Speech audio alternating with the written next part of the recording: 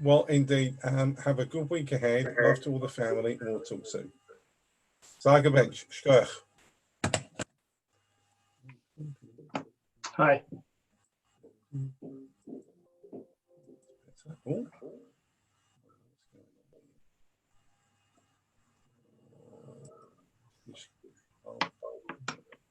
Well.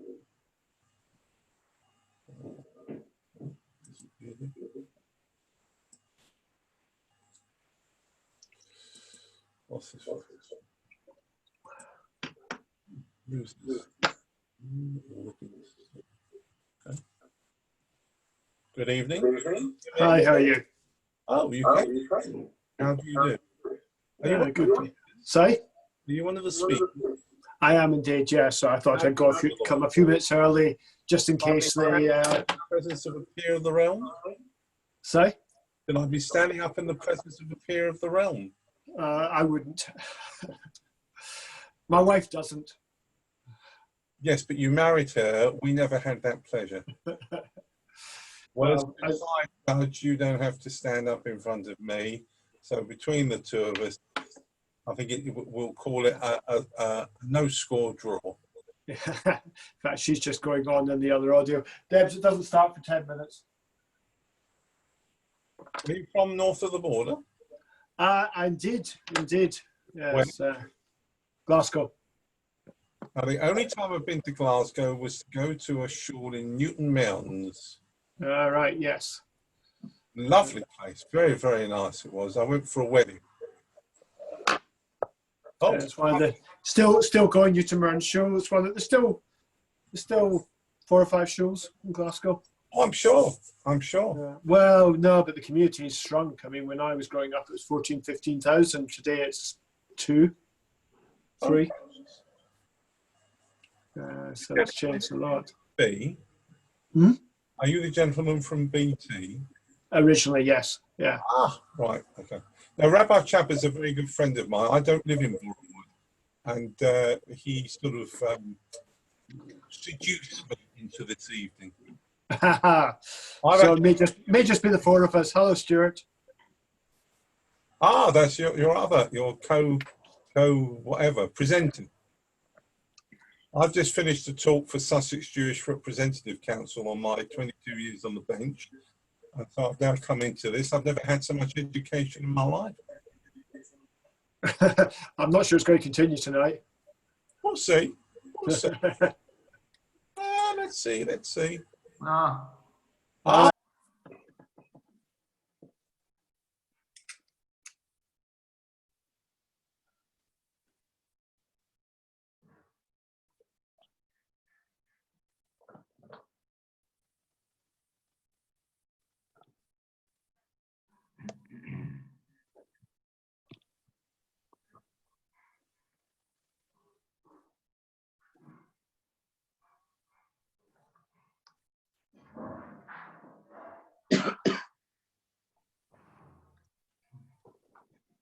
Good evening, everybody. I hope you're all well, and welcome to Oh My Lords. Thank you for joining us this evening. I'm delighted to welcome our distinguished guests, Lord Polak and Lord Livingston, who are both members of Borough of Elstree Synagogue, and welcome them together with their families who are joining us this evening as well. Just a brief introduction, and then we'll begin our conversation. But before we do, I say, please, again, this is meant to be a group conversation, so please join in by posting your questions in the chat facility or raising your hand at the end as well. We're both live here on Zoom and on Facebook as well, so you can ask the questions in both, preferably in the chat facility here on Zoom. So as I said, I'm delighted to welcome our lords this evening. Firstly, Lord Livingston of Parkhead, who is a Conservative peer who has sat under the title in the Lords since 2013. He was Minister of State, the Foreign and Commonwealth Office, Trade and Investment from 2013 to 2015. He was born in Scotland, and after graduating with an economics degree from the University of Manchester, he trained as an accountant with Arthur Andersen, then moved to the Bank of America, and then the private equity firm 3i. He moved to Dixon's Group in 1991 before becoming the youngest FTSE 100 finance director at the age of 32. And in 2008 became Group CEO of BT Group. He's also a non-executive director of Celtic FC. Lord Livingston, welcome. Lord Polak, Baron Polak, CBE of Hartsmere, was born in Liverpool and led services at Childwall Hebrew Congregation, educational trips to Israel from the age of 15. He went on to become a youth officer at the Edgware United Synagogue and served as an officer of the Board of Deputies of British Jews in the 1980s. He served as the director of the Conservative Friends of Israel for 26 years and is now president of the Conservative Friends of Israel. He's also a trustee of the Holocaust Memorial Trust, an avid Liverpool supporter, so we have to start by wishing him Mazel Tov on them winning the Premiership. Thank you. Welcome and thank you for joining us. So we'll start with a first question, really, and Lord Livingston, if you don't mind, I'll start with Lord Polak. Lord Polak, firstly, thank you for joining us. And firstly, can you tell us how have you and your family been managing during lockdown? Thank you. Thank you for inviting us. We've actually done remarkably quite well. Unfortunately, Charlotte was ill at the beginning, so our lockdown started a week before everybody else's because she had the symptoms, and so we were self-isolating. But you know, it's been remarkable. I'm sort of a person who likes to just be out and be with people, and I didn't know how I would actually survive one day, let alone 3 months. But I don't know what it's like for everybody. You know, for us, it's something like before you turn around, Shabbat is here. The days are going remarkably quickly. I've been busy with business and work and politics. But yeah, we've managed. In the early days, the kids would come from Hendon and Finchley to drop food by because we weren't going out. But yeah, we've survived. The hardest part was for the first few weeks, there was no live sport at all. But of course, as you rightly said a moment ago, Rabbi, we've made up for that big time. Good, I'm sure that helps you.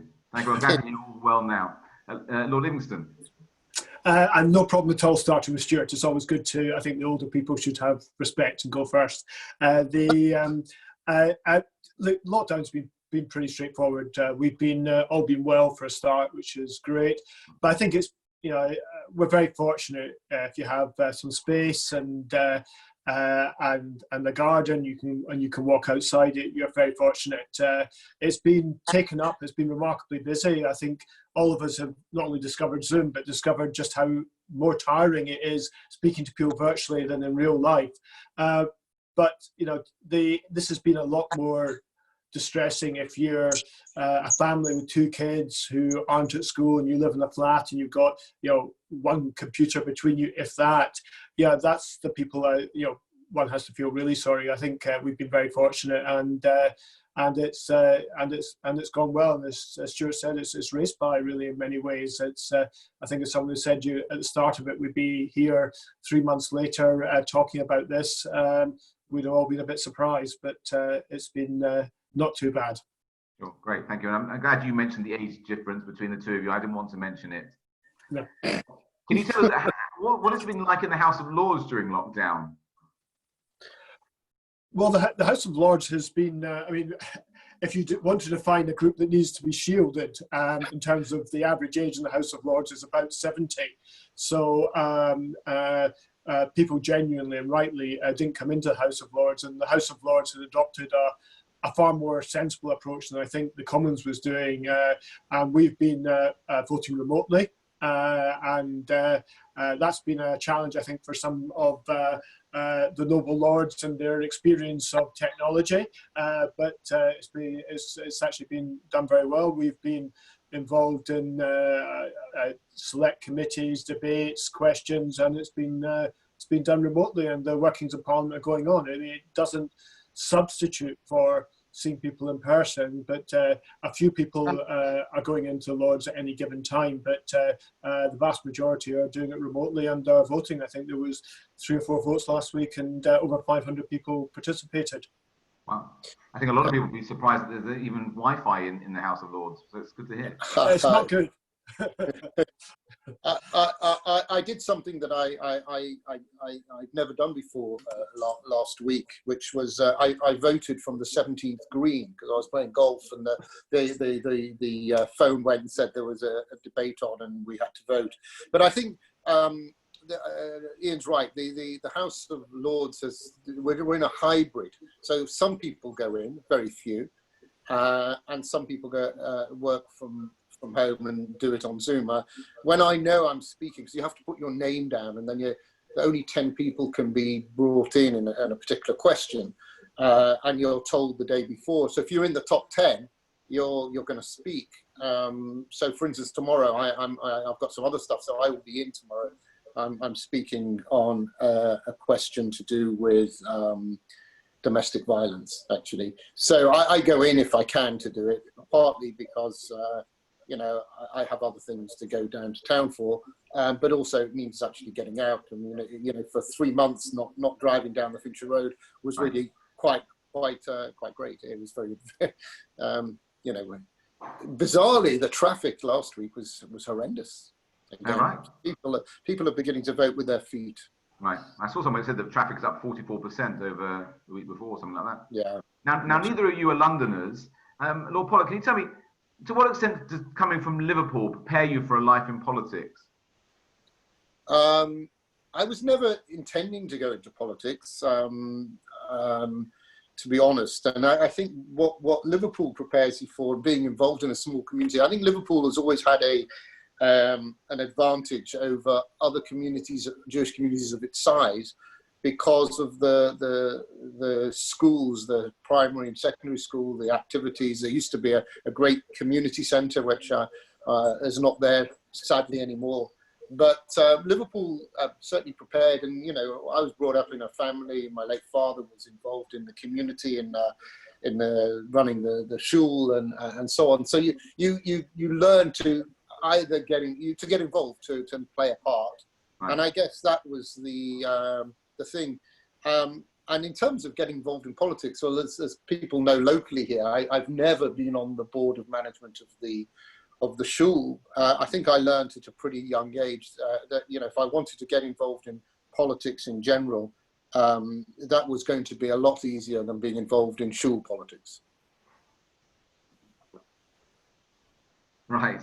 Very sensible, it sounds. Very sensible. We'll move on swiftly. How did you get into politics? Yeah, like Stuart, I had no intent to go into politics, and certainly I share most of my family were involved in shul politics as well, and that certainly kept me away from that side of things. But I was a business person, and my involvement in politics was largely accidental.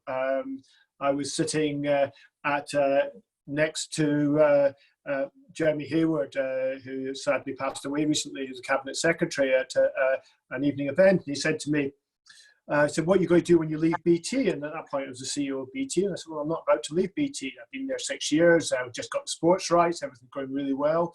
And he said, "Have you ever thought of going to government?" I said, "No." The next day, he gave me he phoned me and said, "Will you see the Prime Minister?" Which is not one of those questions to which the answer is typically no. I put my Outlook on month view because he's a busy man, and Jeremy said 4:30 tomorrow, and I went in, and David Cameron was sitting there, and he said, "There's something I'd like you to do." He said, "It's unpaid, it's full time, and I can only guarantee it to the next election." And then he said the worst 7 words in the English language, "But it's really important for the country." And look, we all have the same background and what this country owes us. So I said I wasn't a politician by background, and I said I did admire David Cameron. So I said yes, and I went home that night and said to my wife, Debbie, had an interesting meeting today, and that's how I became Trade Minister. So it wasn't through intent or involvement, and I moved from business into government. Wow. And how do you see the differences between the business world and the political world? They're pretty substantial.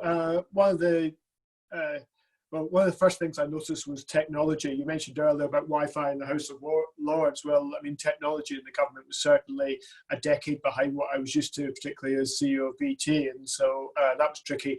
But more, it's there's some great people. I want to say, in the civil service in particular, and the cabinet at the time was some of the brightest people. I mean, whether William Hague or George Osborne, David Cameron, Michael Gove were incredibly bright people. I mean, David Livingston, who was the Europe minister, had won university challenge twice.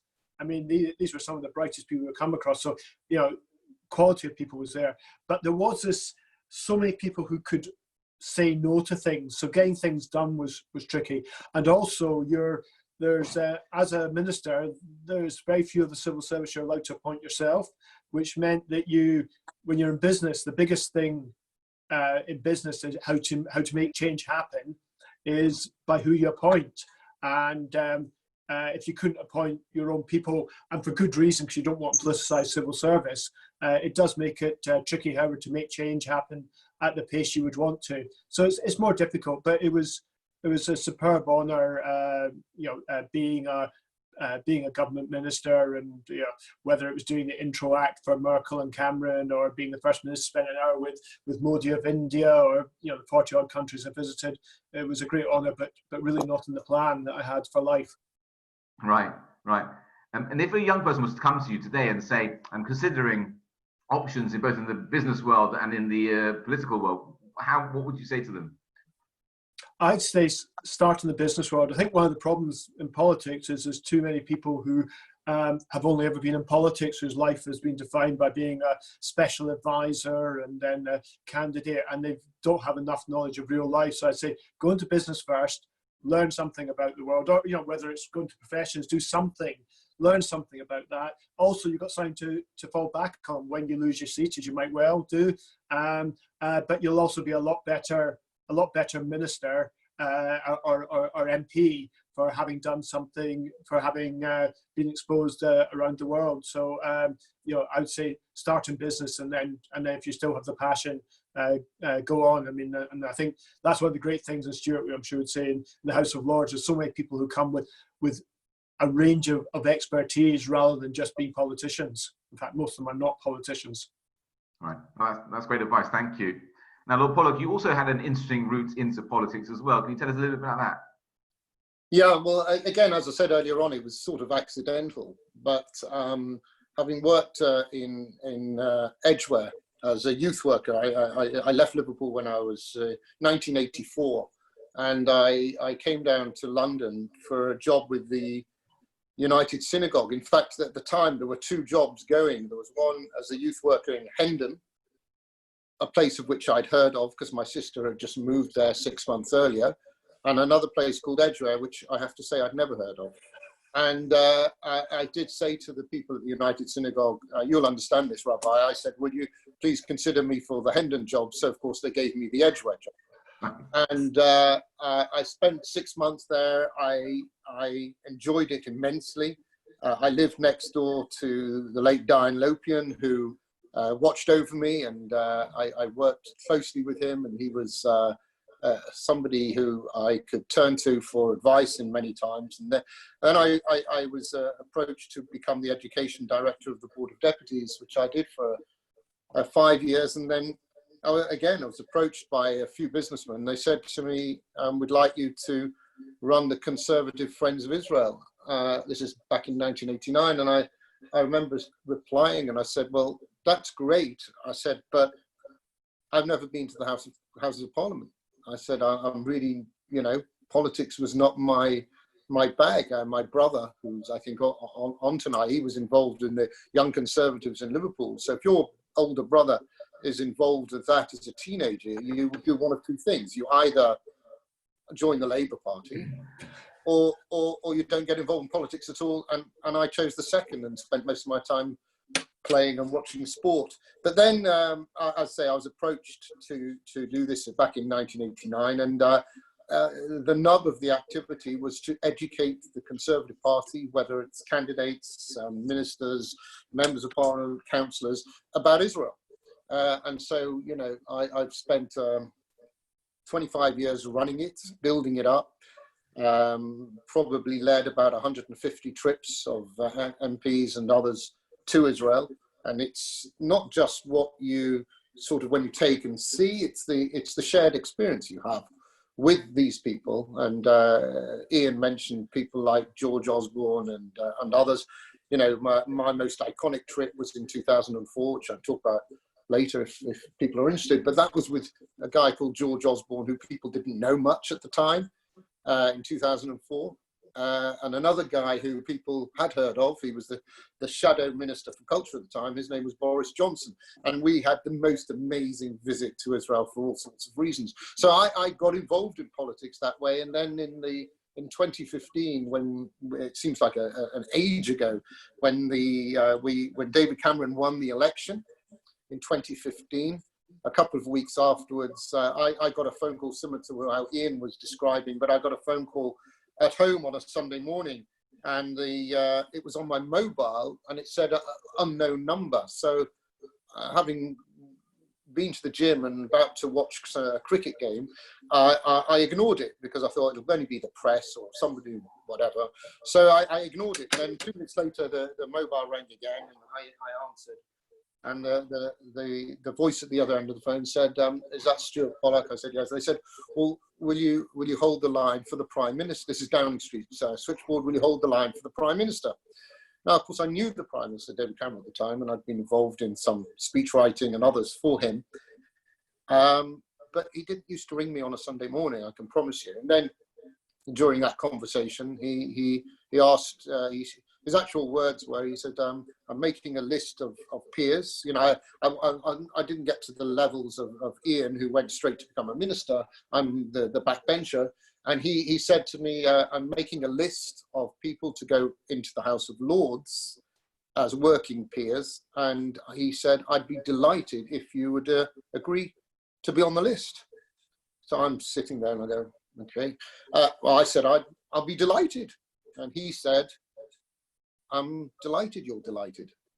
And the conversation ended, the last line of the conversation, and this is the reason I was put into the House of Lords by David Cameron and George Osborne.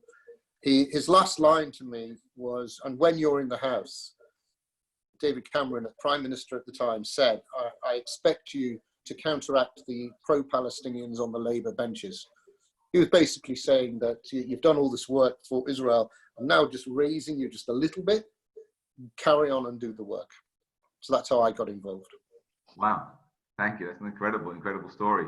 As you mentioned, you've been working for the Conservative Friends of Israel for a number of years now, and I think everyone can say that the tremendous contribution you've made to Anglo-Israeli relations, and the community owes you a huge debt of gratitude for that. And you mentioned you've made over 150 trips taking various different ministers and politicians to Israel.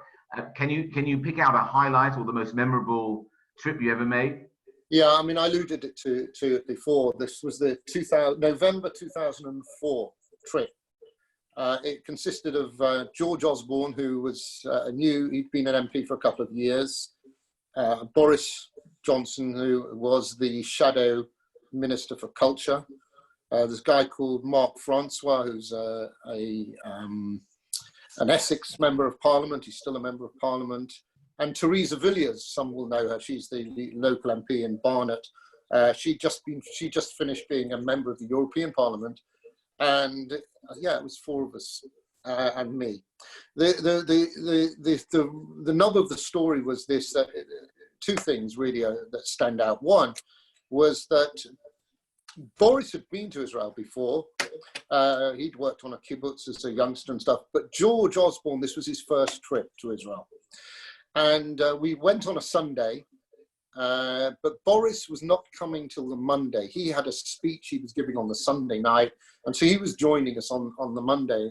And the first morning, on that Monday morning, when we were with the rest of the group, we were in Herzliya having a discussion with Boaz Ganor on counterterrorism. He's the professor expert on counterterrorism, and I got a phone call on my mobile phone. And that I was told that there had been a suicide bomb at the Carmel market. People will remember it. And I came back in and I didn't know really what I was doing, but I just said to the guys, you know what, let's finish this academic discussion about counterterrorism. Let's go to the Carmel market. And we went to the Carmel market probably an hour and a half after the bomb, which I think killed 3 people. I can't remember exactly. And this was the first morning for somebody like George Osborne on his trip to Israel. We were in the Carmel market, and everybody on the listening knows it well. You know, if he was with us now, he'd remember the 2 stalls either side of the burnt out stall were carrying on selling. The Zaka people were sadly picking up body parts, small parts. And we were there with the BBC, I remember with the cameras and so on. And that was George Osborne's first experience, first morning of Israel. And then we left there, and it was really, really very difficult. We left there, and then I got another phone call. And the other phone call was later that afternoon. As I said earlier, that Boris Johnson was coming later, the day after. So I got a phone call on my mobile this time, and they said, "Is that Stuart Polak?" I said, "Yes." They said, "Well, this is El Al Security at Heathrow." Right. So I said, "Oh, hello." They said, "Do you know where Mr. Johnson is?" So I looked at the time. I said, "Well, he should be on the plane with everybody else." He said, "Everybody else is on the plane, but Mr. Johnson is not. But he has checked in." So I said, "Okay, look, give me your number. I'll ring you back in 2 minutes." And I rang Boris on his mobile, and I said, "Boris, where are you?" And he goes, "Oh, Stuart." So he said, I'm in Heathrow." I said, "Well, that's very good." I said, "But where?" He said, "Well, I'm in Smith's looking at the books." I said, "But everybody else is on the plane. They're waiting for you to fly off." And Boris arrived that night. And you remember, he was a journalist, really, and he was there with in his jacket, with his notepad in his packet, in his jacket pocket. And he said, he arrived that evening, and he said, "So what have I missed?" And I said to him, "Everything." And we explained what we'd done. And the next day, Boris, we went back to the Carmel market, and it was a 16-year-old kid who had blown himself up. And Boris said, I remember he said, I need to try and understand what is driving a 16-year-old kid to do this. He said, I'm gonna use my press pass, and I want to go and see his parents somewhere near Ramallah. So I said, "Look, well, good luck, Boris, but you can go off with pleasure. You won't get within a mile of their house, but you've got to be back 4 o'clock this afternoon when we're meeting the British ambassador," or whatever we were doing. And he came back, and of course didn't see it. And then we had the rest of the trip, and the rest of the trip was something remarkable because of the highs and lows. And you know, the Israelis on the Thursday night one, you know, said this is the Minister for Culture. They didn't understand the whole notion of shadow. So I said, "Well, Boris will get away with it. Just call him Minister." And that night, on the Thursday night, we met with a guy called who wasn't involved in politics. His name was Yair Lapid. And Yair Lapid, we used to have the program on television. And that night, I've got some fabulous photos of cigars and beer. But what happened there, and I'll finish with this, is that the relationships that are built. 2 things. One, Yair Lapid later became, after the 2010 election in Israel, the finance minister, and George Osborne was the chancellor. Yeah. During that period, there was, I remember, a particular issue that was to do, a very complicated issue, to do with VAT between the 2 countries. The civil servants were struggling to deal with it. And I remember the Israel ambassador at the time said to me, "You know, do you think we could try and, you know, get this thing sorted?" So I just did a WhatsApp group with George and Yair, told them the issue. It was dealt with in a week.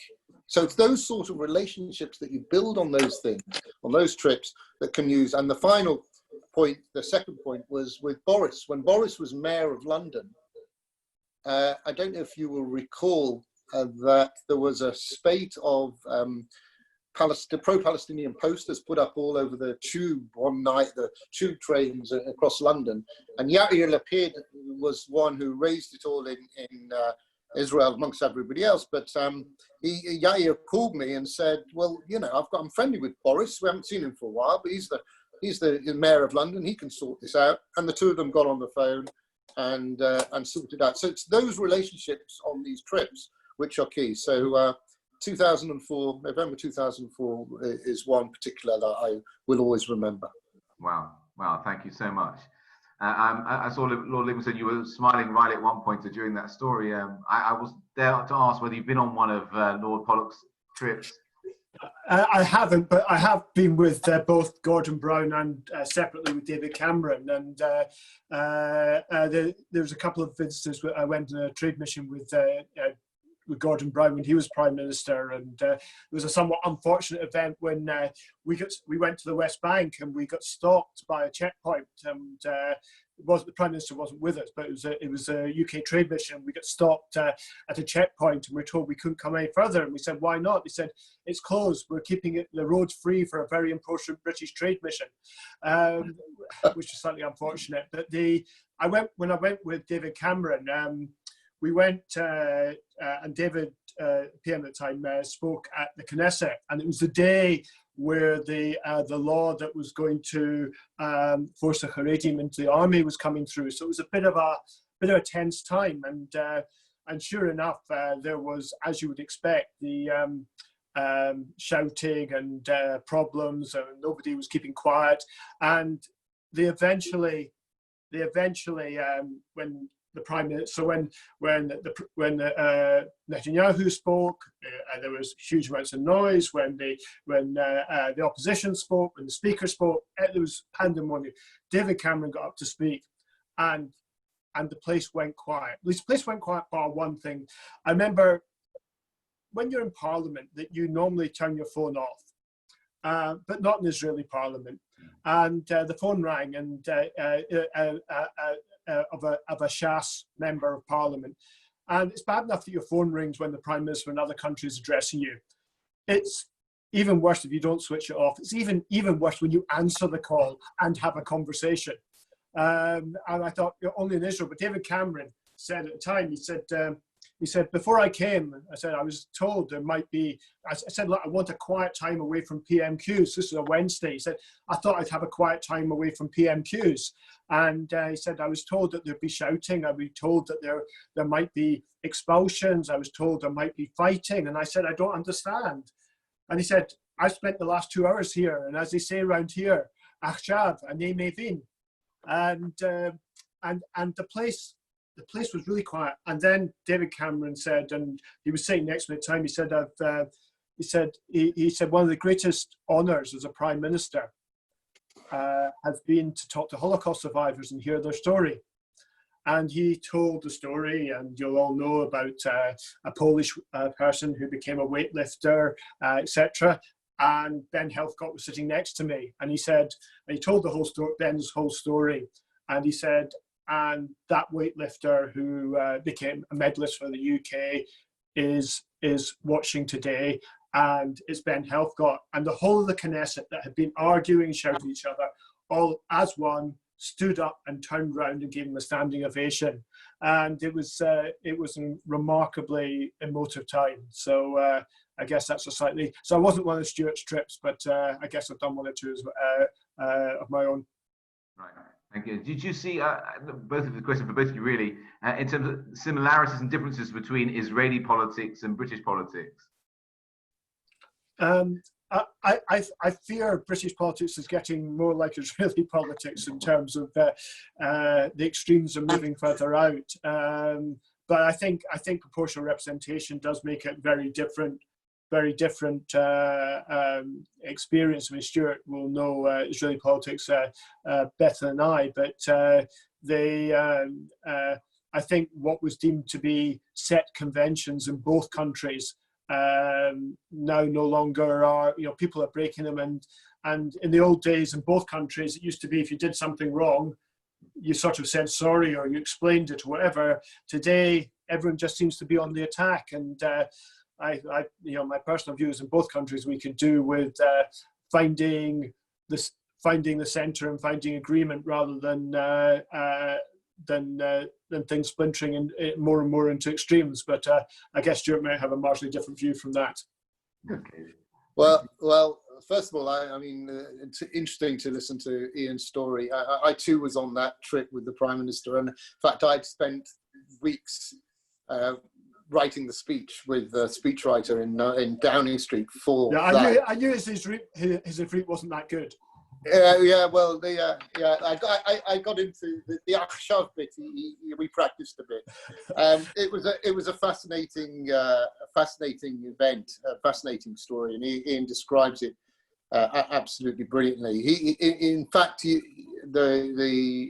Prime Minister also near the beginning, because the way Ian described was right, but what happened was you had some of the Shas people walked out while Netanyahu spoke, and others walked out. And I was sitting there with another group of members of parliament who had come on the trip, and I was trying to. He said, well, why are they walking out, those religious ones? I said, well, it's the afternoon, mate. I said, maybe they're doing the afternoon service.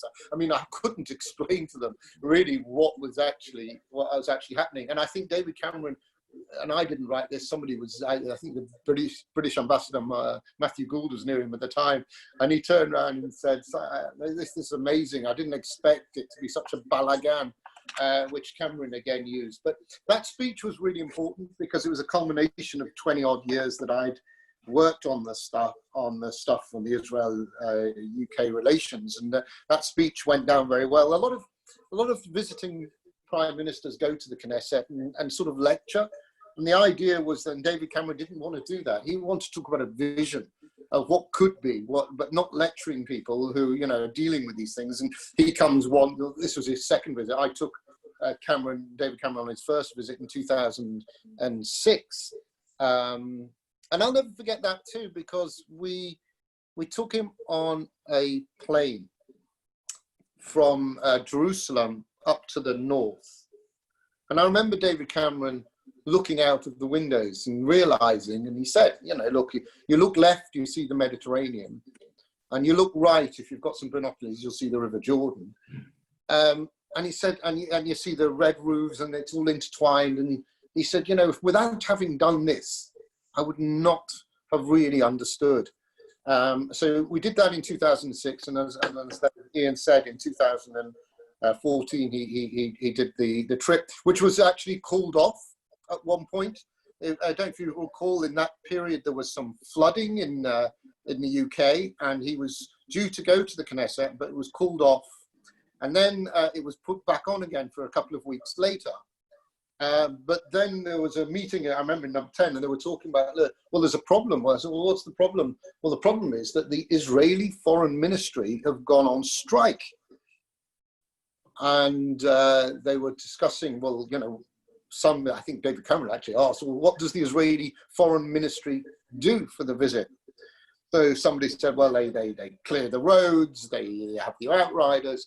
I remember David Cameron turned around and said, well, I said, even I could find my way from Ben Gurion Airport to Jerusalem, he said. I don't need any foreign ministry. And so the trip went ahead, and it was a great success. Great success. Great, thank you. Now, obviously, as the UK and around the world start to emerge from the coronavirus pandemic, from post-COVID, I'll ask you both really, and obviously I'm not going to ask you to comment on the British government's policy during this time at all, but I'd ask you, do you think we'll see significant change in British society post-COVID? Livingston, maybe you want to go first. I think there will be changes, and I think maybe split into two areas in particular. I mean, there'll be changes in a lot of things.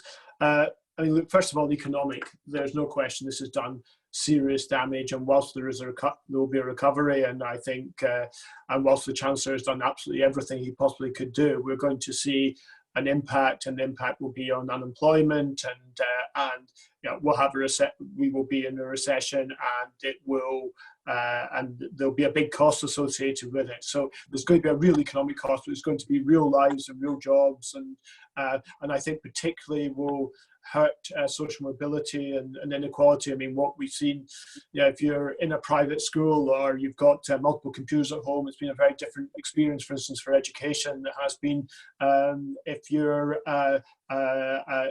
if you've only got one computer or maybe none or no access to internet. So for a start, we're going to see a big economic effect, and that's going to be difficult with much higher public sector debt to deal with. And the other thing I think is a big technological change. I think it's forced a lot of change, whether it be exactly what we're doing now. And this is something that might have taken 10, 15 years to happen.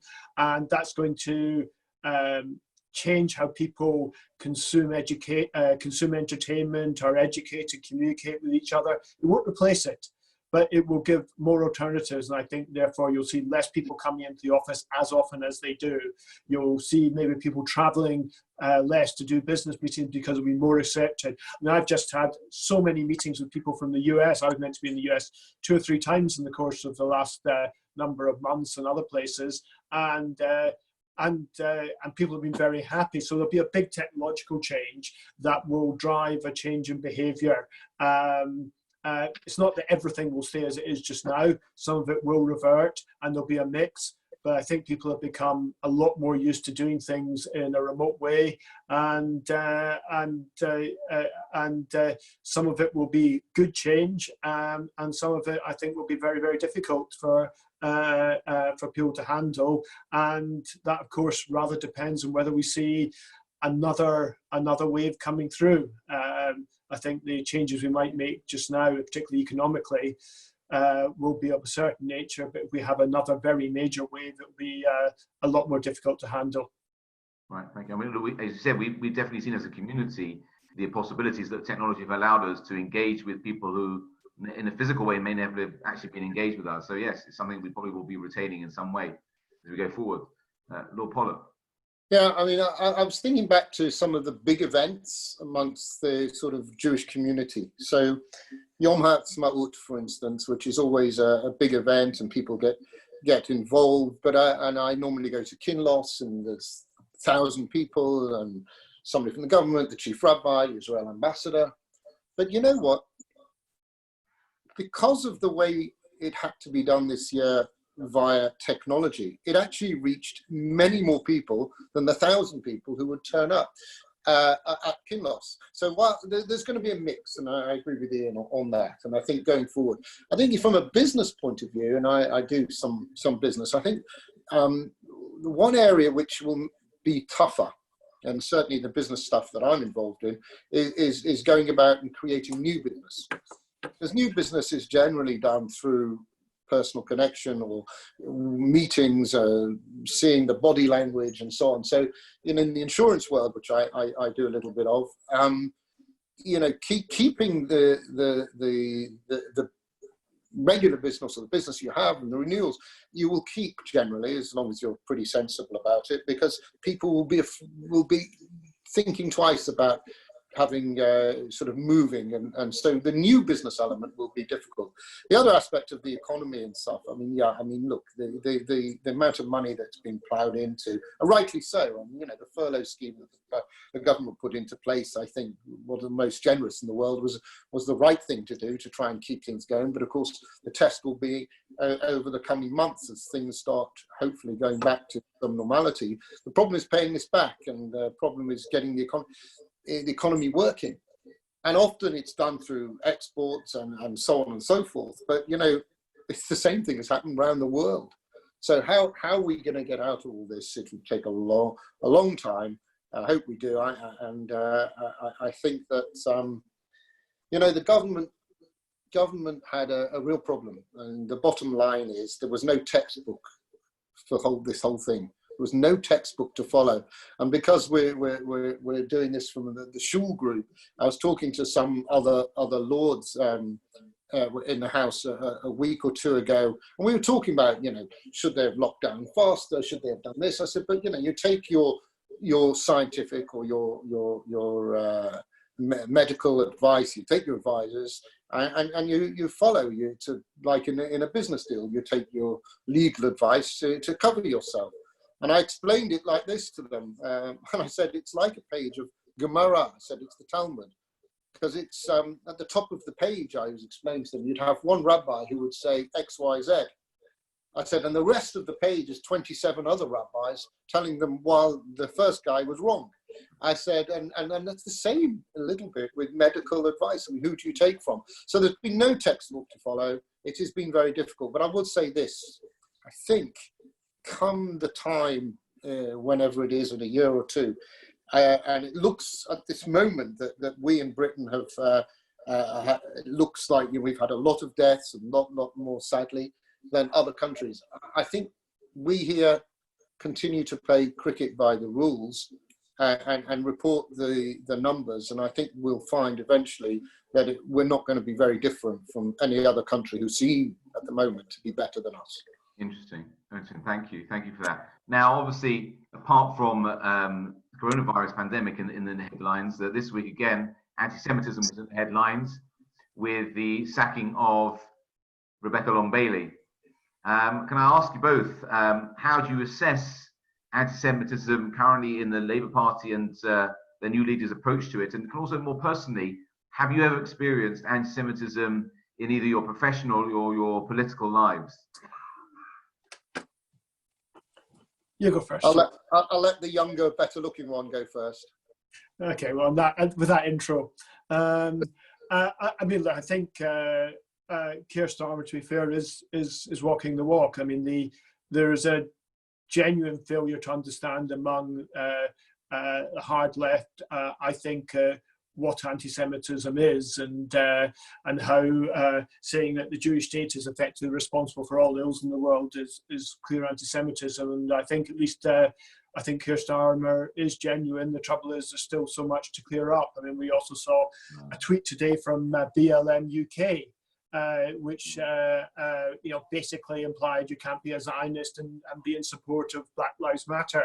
So it is a challenge. I mean, just taking from my own personal background, I come from Glasgow, and one of the things of Glasgow is it's a strange city, that a bit like Belfast, I think, where the issue is never are you Jewish. It tends to be, historically, it was are you Catholic or are you Protestant, and you went to a different school. And being asked in Glasgow what school you went to was a bit like being asked in other parts of the world, how many generations of your family been here for.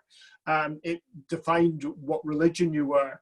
And so growing up in Glasgow, it was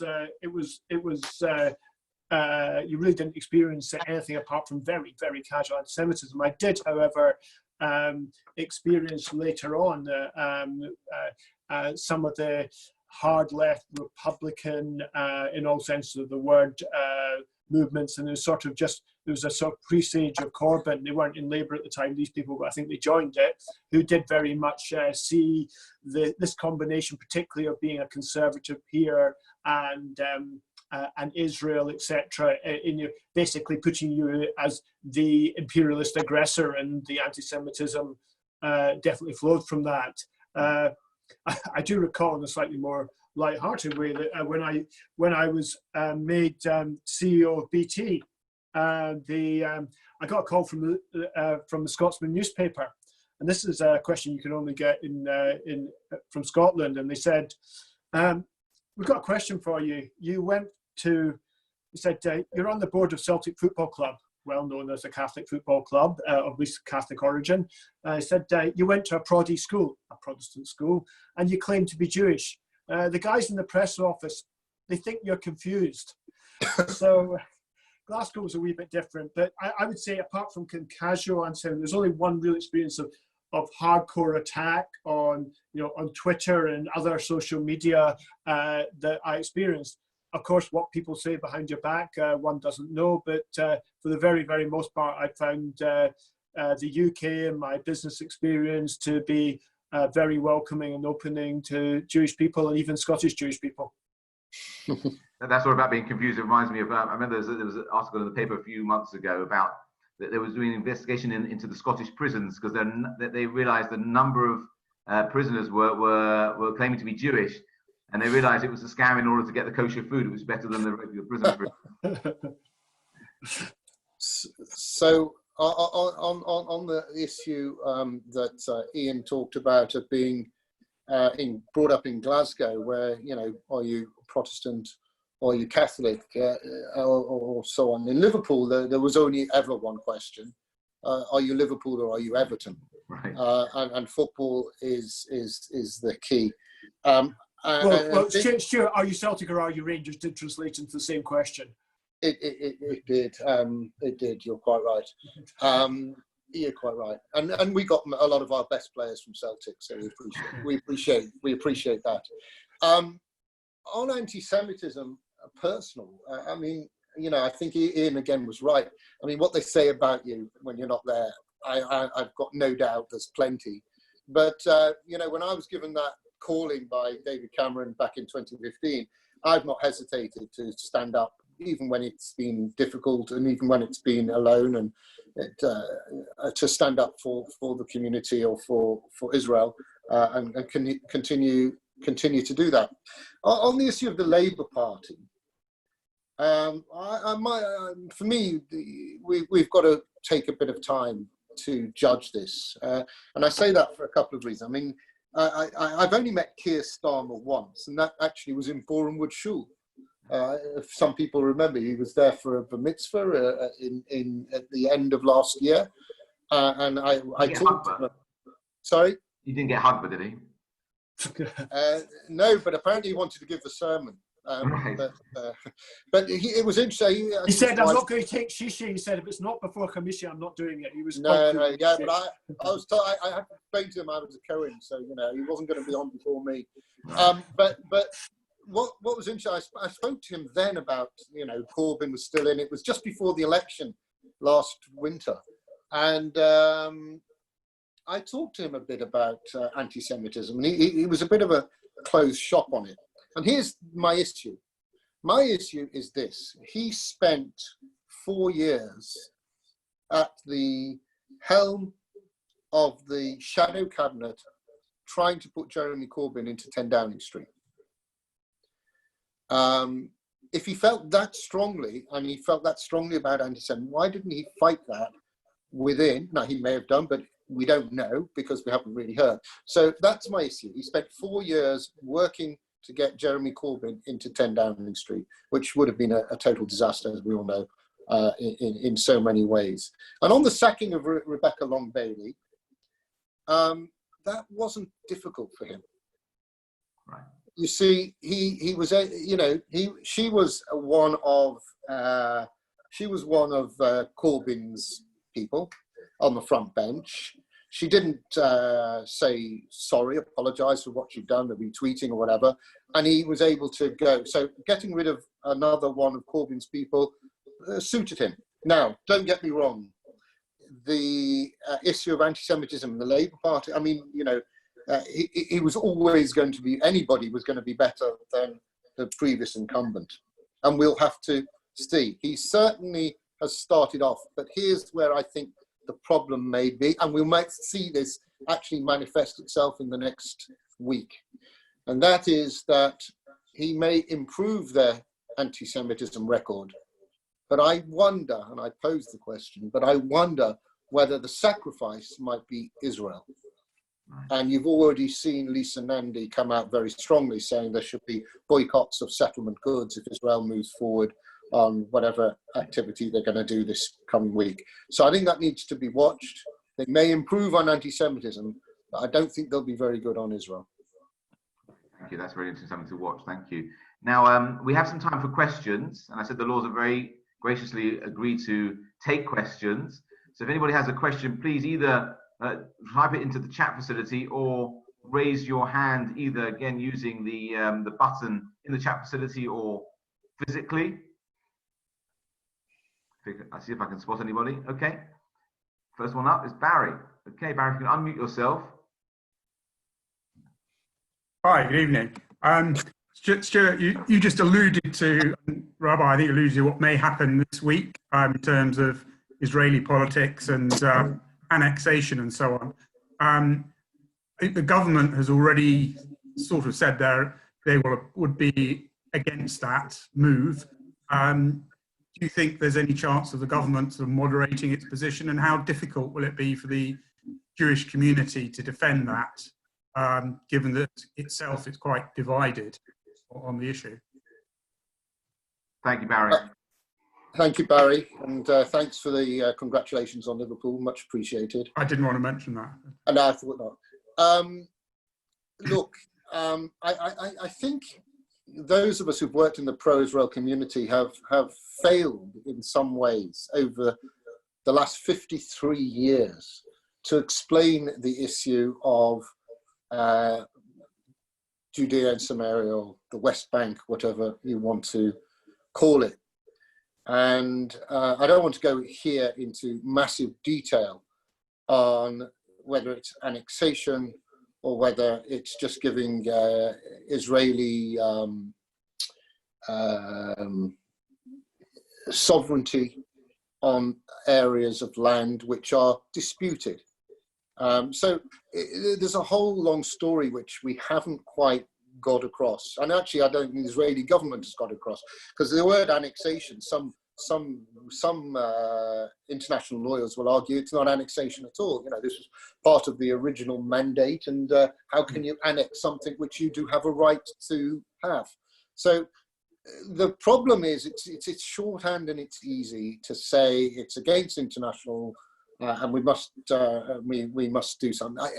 I think I'm pretty happy to say here that if we get to a position, I don't know how to put this, let's be very straight.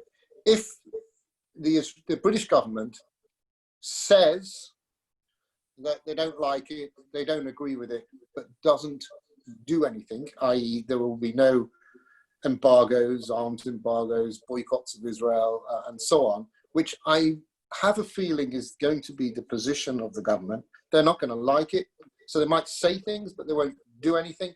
I think that will be a position. But of course, it's all hypothetical. We don't exactly know what Israel is going to do. And those are people who know Prime Minister Netanyahu. He is a pragmatist. He'll be weighing up exactly what it is he ought to do, and to see the price to be paid for whatever he makes the decision to do.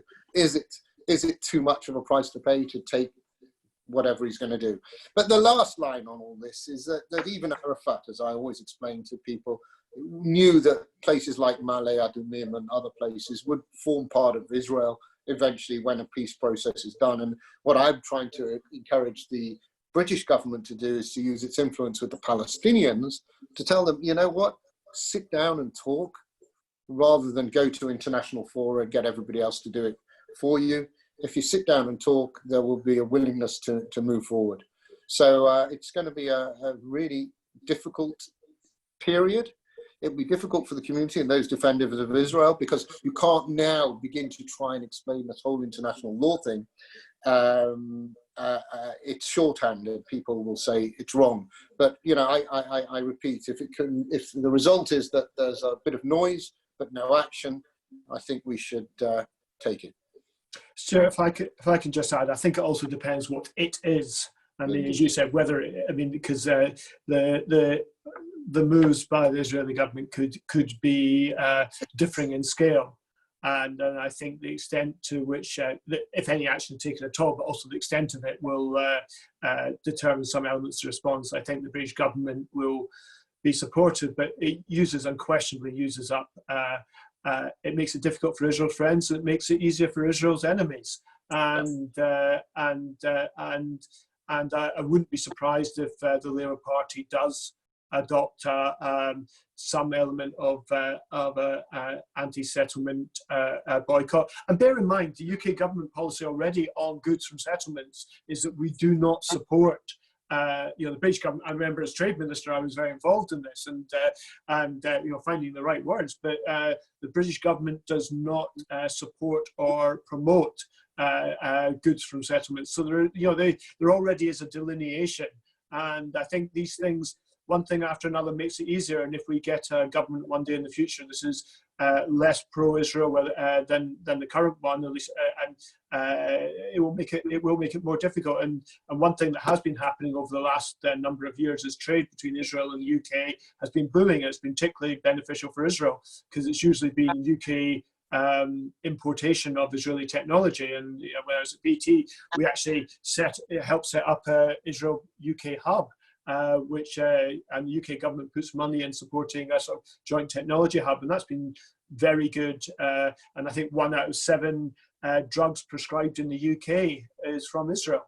So it's been very successful, and I think these sort of things do some harm. I don't think if it's not too big, will do immediate harm, but it's a drip effect. That is medicinal drugs you were talking about. That is most definitely medicinal drugs that I'm talking about.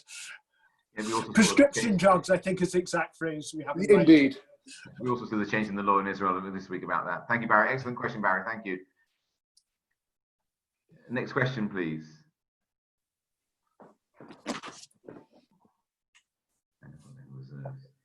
Anybody? Okay, I have one here in the chat.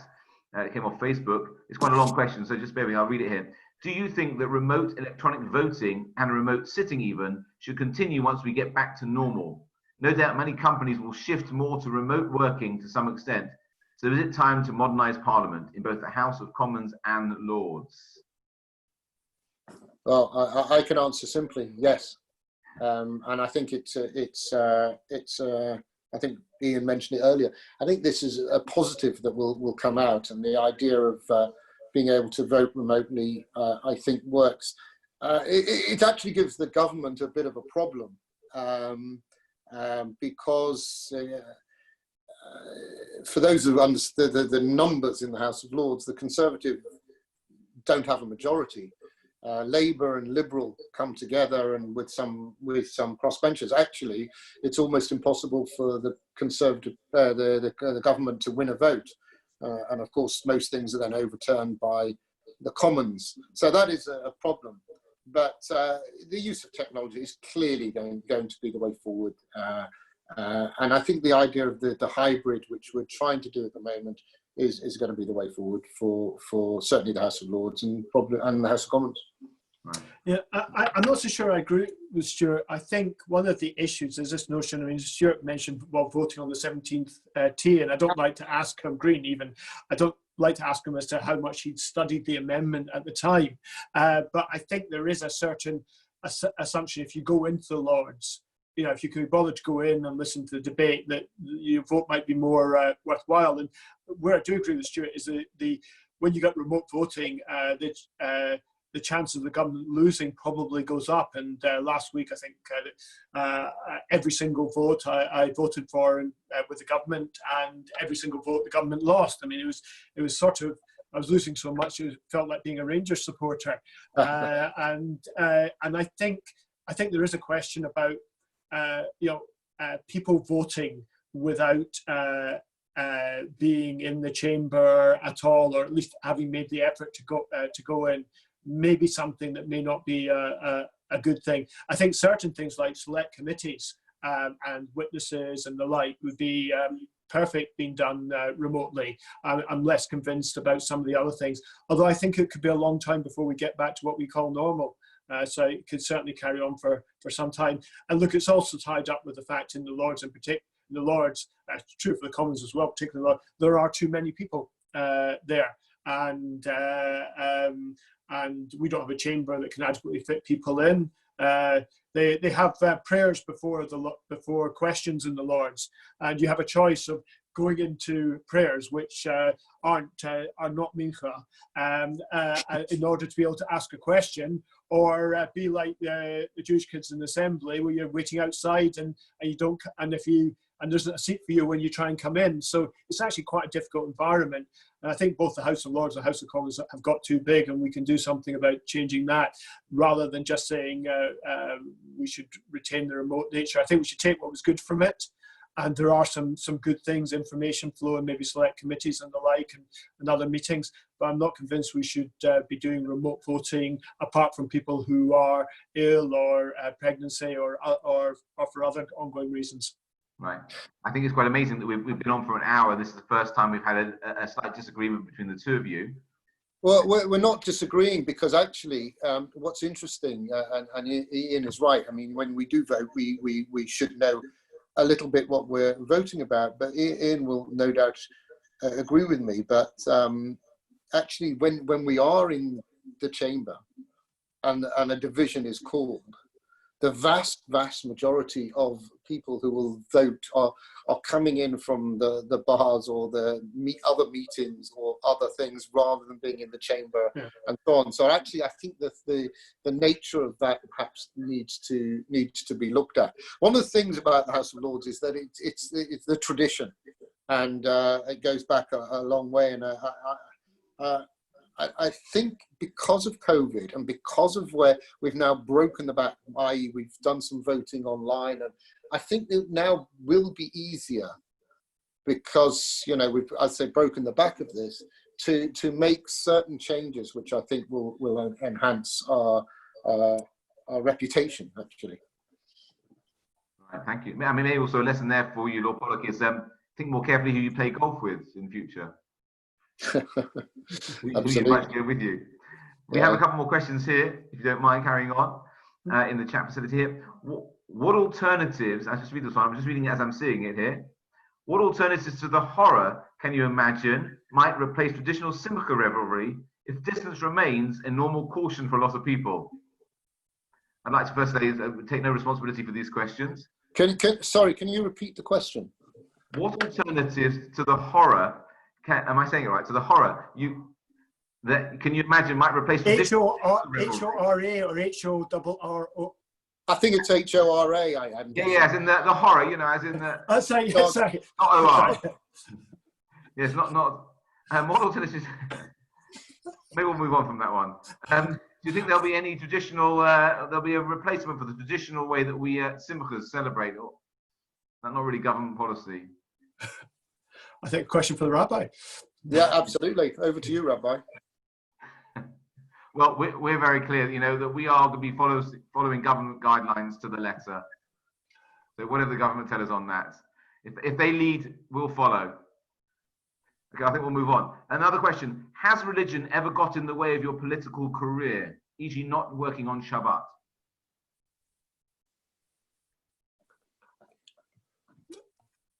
Sorry, can you say that again? Again. Has religion ever got in the way of your political career? Not me, not at all.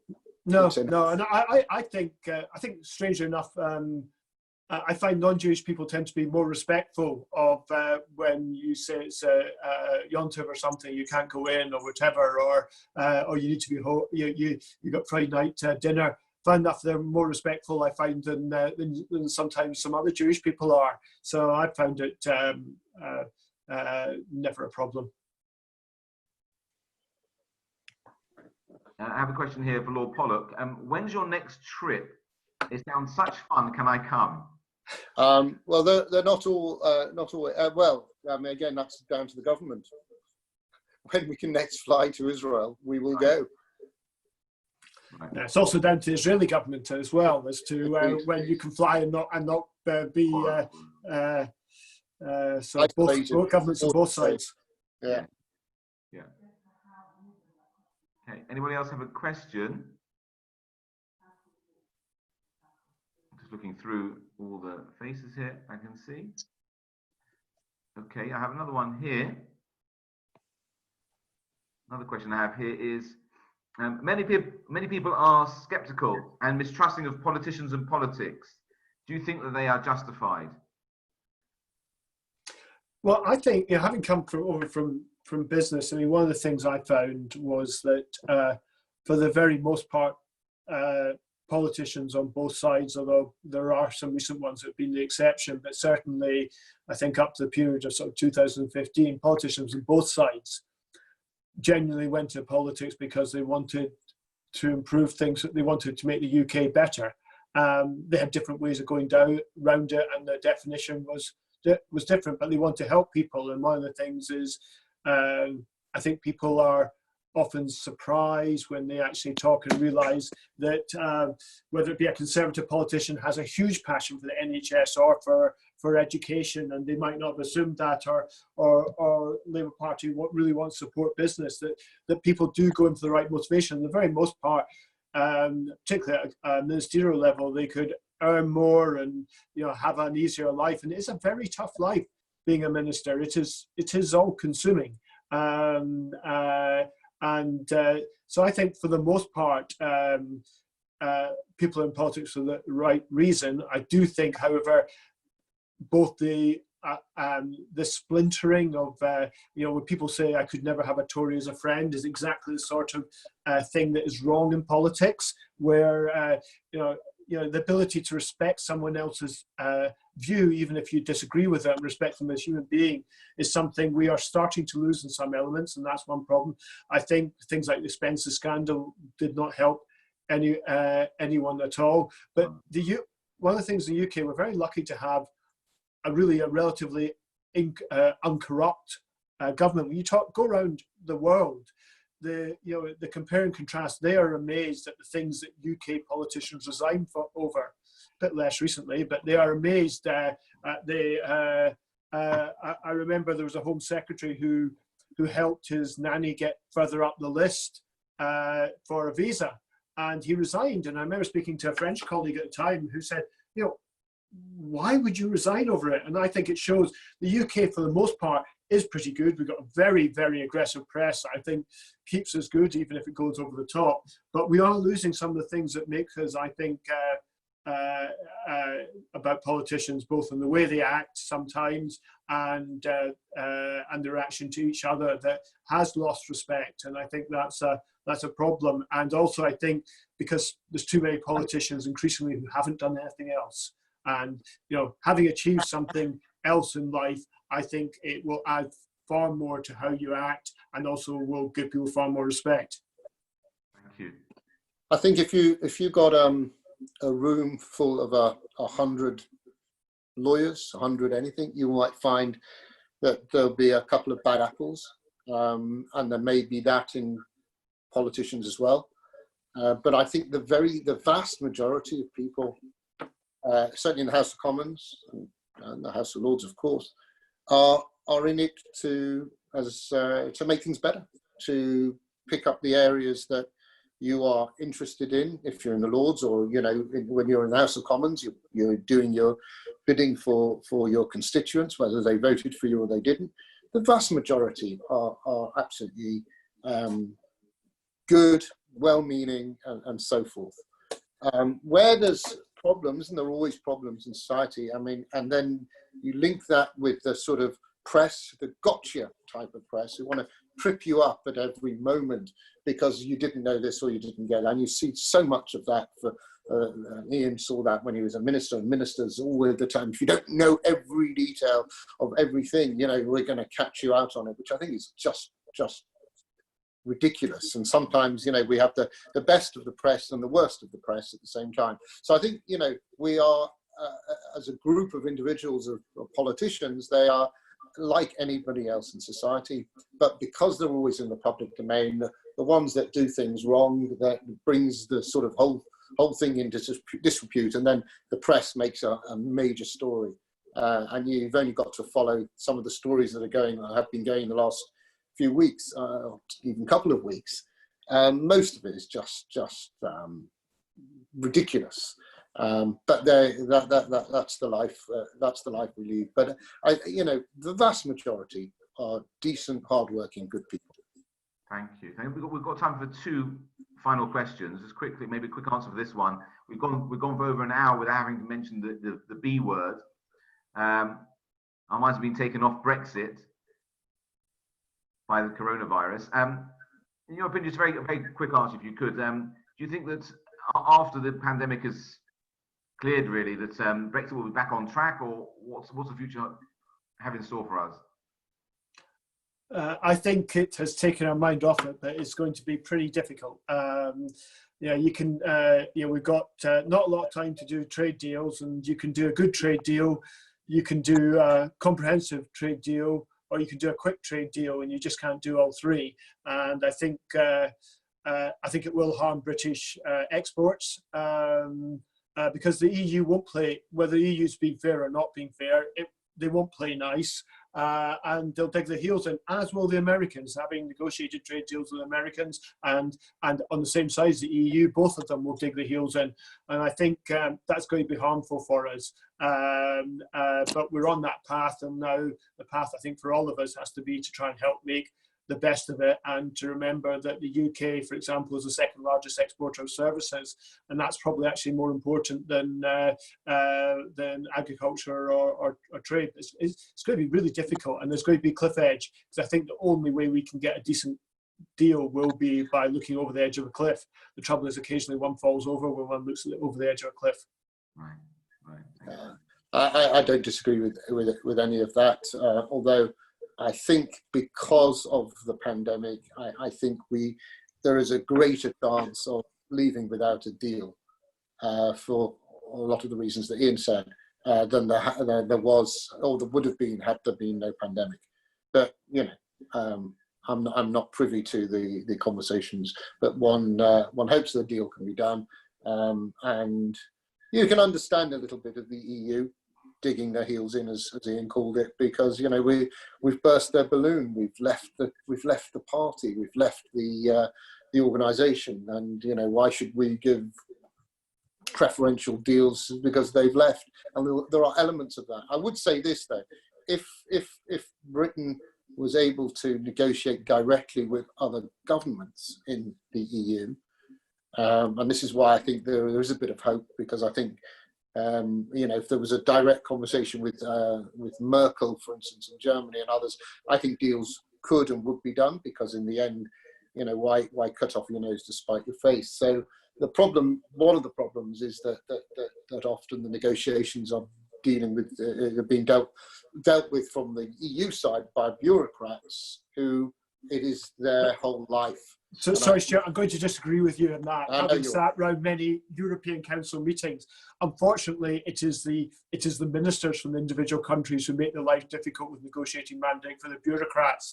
And actually, the commissioner tends to be the. Unfortunately, you can never have a conversation about trade without the French complaining about the agriculture.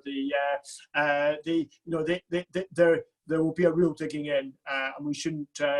We've unfortunately thought the Germans would come to our rescue too often in the past.